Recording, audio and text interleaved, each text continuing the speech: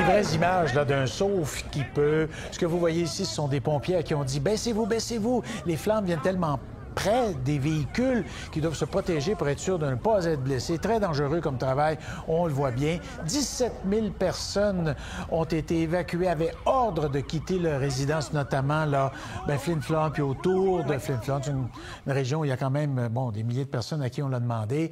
Et Flin Flon, c'est véritablement là, une ville, ça. Oui, 5 000 personnes à Flin Flon qui ont reçu l'ordre d'évacuer. C'est l'un des incendies, Marc-André, les plus préoccupants en ce moment au Manitoba en raison de l'intensité du brasier. Regardez ces images qui ont été filmées par un citoyen. Il y en a beaucoup comme ça, mais on voit vraiment l'ampleur du feu. Regardez aussi sur celle-ci, ça s'étend sur des kilomètres et ça se rapprochait dans un logement de la municipalité. Les gens qui avaient jusqu'à minuit, heure du Manitoba, pour quitter leur résidence et trouver un lieu plus sûr. Ordre d'évacuation aussi dans plusieurs communautés autochtones. Situation très inquiétante aussi à Lynn Lake, où on surveillait aujourd'hui. On aura sans doute un peu plus de détails, mais la direction des vents, on disait que ça pouvait malheureusement se diriger vers les résidences. Les gens qui ont évacué leur domicile, 400 résidents au moins qui ont trouvé refuge, entre autres, dans ce centre d'hébergement. Les parcs provinciaux qui demeurent prioritaire selon les autorités locales. On parle du parc provincial Whiteshell et celui de Nopiming notamment, où on voit ici le travail des pompiers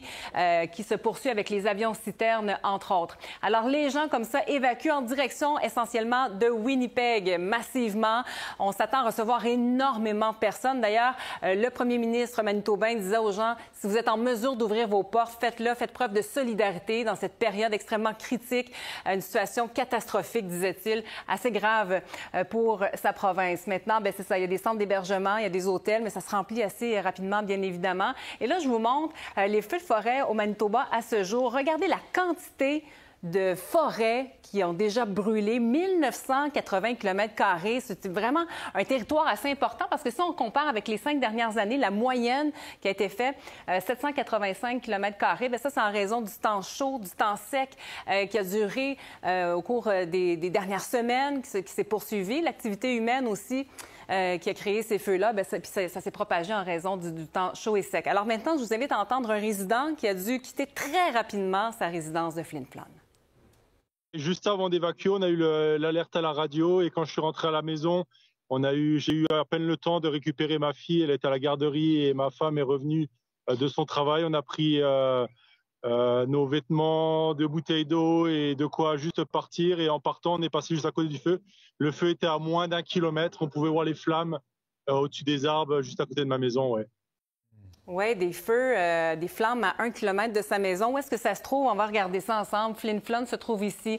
Donc, vous voyez, par rapport à Winnipeg et la Saskatchewan aussi, le feu qui avait pris naissance en Saskatchewan s'est propagé côté Manitoba très, très rapidement dans la journée d'hier. Et les gens qui, donc, comme ce monsieur, ont reçu une alerte.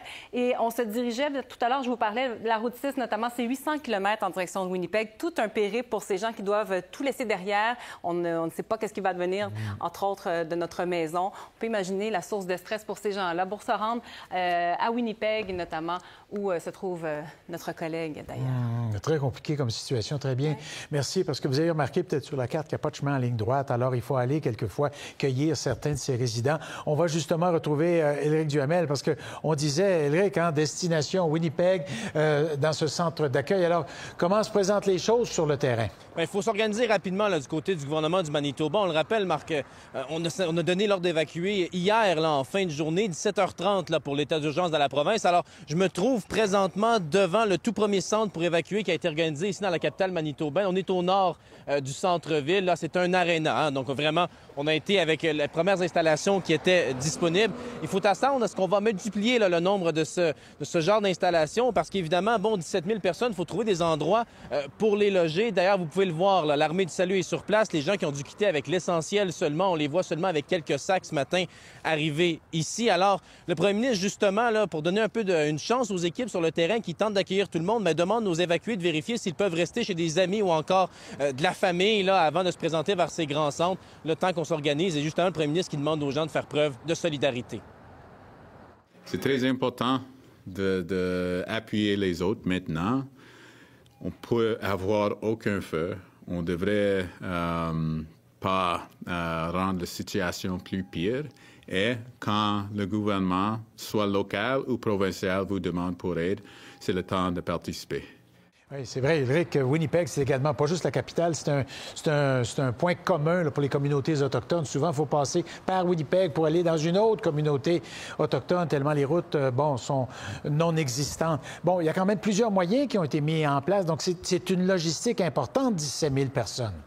Logistique importante, oui, mais surtout, le premier ministre du Manitoba, hier, Wab Kinew, qui a parlé avec le premier ministre du Canada, Mark Carney, pour lui demander l'aide des forces armées canadiennes. Pourquoi? Eh bien, justement, parce qu'il y a des Premières Nations qui sont situées très au nord de la province, des Premières Nations qui ne sont pas toujours accessibles par voie terrestre. Donc, on a besoin d'avions et d'hélicoptères, d'équipements spécialisés pour évacuer rapidement ces personnes. Alors, on va suivre le déroulement de la journée aujourd'hui. On va essayer de parler aussi avec des évacués plus tard aujourd'hui. Bon, bien, très bien. Merci beaucoup, Éric. Pour voir nos émissions en entier, rendez-vous sur la chaîne Ici RDI.